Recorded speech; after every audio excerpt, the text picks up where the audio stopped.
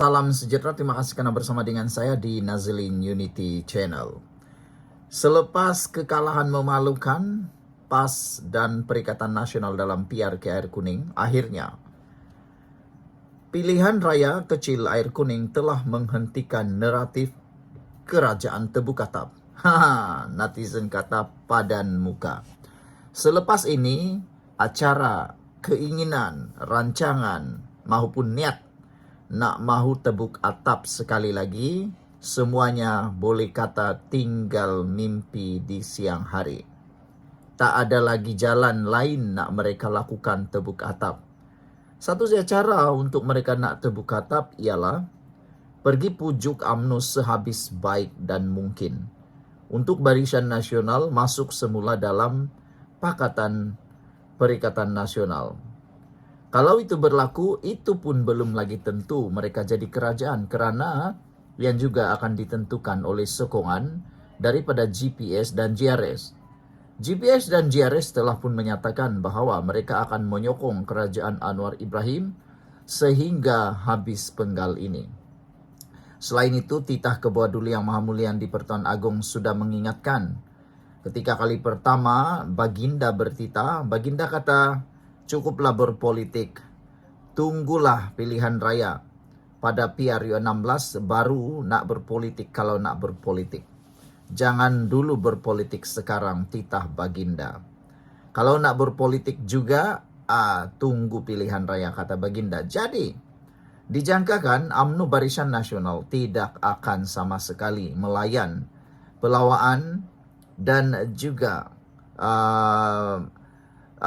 pelawaan daripada Perikatan Nasional baru-baru ini melalui Hamzah Zainuddin. Dijangkakan Zahid Hamidi tidak akan beri muka langsung. Lainlah kalau tiba-tiba ada 1, 2 orang, 3 orang, 11 orang, 15 orang calon ataupun ahli parlimen daripada UMNO Barisan Nasional tiba-tiba pula nak keluar daripada gabungan. Tapi ingat, sediakan uang 100 juta untuk membayar bond. Kalau 100 juta, pikir-pikir kalau sekadar nak kutip melalui kutipan jihad atau melalui Tin Milo, saya rasa tidak akan mampu membayar semua itu. Kalau ada 11 orang, berapakah jumlahnya?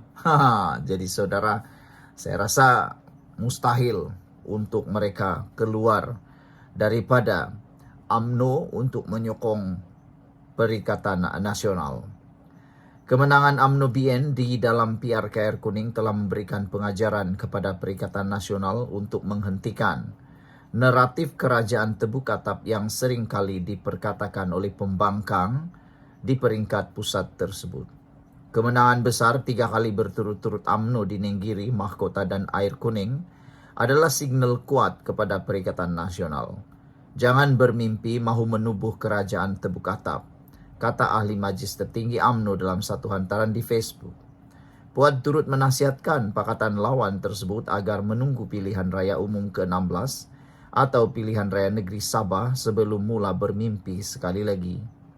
PRK Air Kuning telah mengajar Perikatan Nasional jangan bawa cerita dongeng. Rakyat mahu kerajaan stabil. Tunggu sahaja PRU ke-16 atau paling dekat PRN Sabah. Di dalam PRK Air Kuning, calon UMNO BN, Dr. Muhammad Yusri Bakir menumpaskan Wakil Perikatan Nasional PN Abdul Muhaimin Malik dan Bawani. Yusri memperoleh 11,065 undi dengan majoriti 5,006 undi. Dalam satu hantaran lain yang berkaitan, Puan berhujah bahawa PAS perlu melupakan naratif negara Islam kerana ia menjadi batu penghalang kepada Perikatan Nasional untuk memperoleh rakan parti bukan Melayu yang kuat. PN khususnya PAS terkesan teruk kerana kalah PRK Air Kuning. Naratif PAS gagal mengulang gelombang hijau PRU 2022. PAS patut lupakan naratif negara Islam, kata Puan. Akibatnya, PN sukar mencari rakan parti bukan Melayu yang berkesan. Gerakan terlalu kerdil bagi membantu PN. Hingga hari ini, PN tidak ada parti orang India macam MIC. PAS adalah halangan besar PN cari rakan komponen berpengaruh. Oleh itu, PAS perlu bawa slogan baru yang lebih universal. Untuk rekod, masyarakat India di dalam Perikatan Nasional PN diwakili oleh Parti Rakyat India Malaysia MIPP. Gerakan mempunyai 1 kerusi Dewan Undangan Negeri di Kedah. Sekian dulu untuk kali ini. Bye-bye. Salam sejahtera, terima kasih kerana bersama dengan saya di Nazilin Unity Channel. Selepas 3 hakim mengumumkan keputusan paling mengejutkan seluruh Malaysia di Mahkamah Persekutuan hari ini, yang mana hakim telah membenarkan Peguam Negara meneruskan rayuan di Mahkamah Persekutuan. Ini terjadi kepada Najib. Ini komen daripada Najib. Titah edendum, Najib kecewa perbicaraan terus tertangguh, kata Safi. Ada netizen yang mengejek ataupun sinis, memberikan komen sinis kepada Najib. Kata mereka, Najib kecewa perbicaraan terus tertangguh, tapi Najib lupakah bahawa sewaktu perbicaraan kes 1MDB, kes SRC internasional, berapa kalikah cubaan untuk menangguhkan perbicaraan dalam kes tersebut. Kalau orang yang tangguh kecewa, kata netizen. Tapi kalau pasukan Najib yang banyak kali tangguh kena macam-macamlah alasan dan perkara, boleh pula, kata mereka.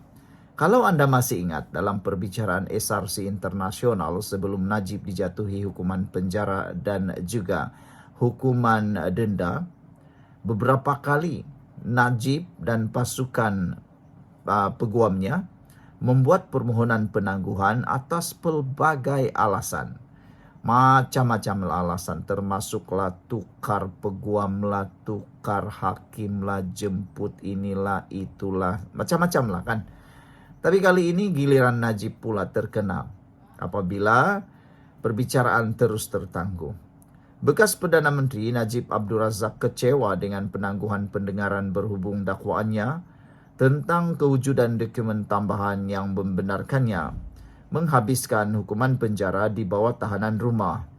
Perkara itu dimaklumkan Ketua Pasukan Pembelaan Najib Muhammad Safi Abdullah di Mahkamah Tinggi Kuala Lumpur hari ini.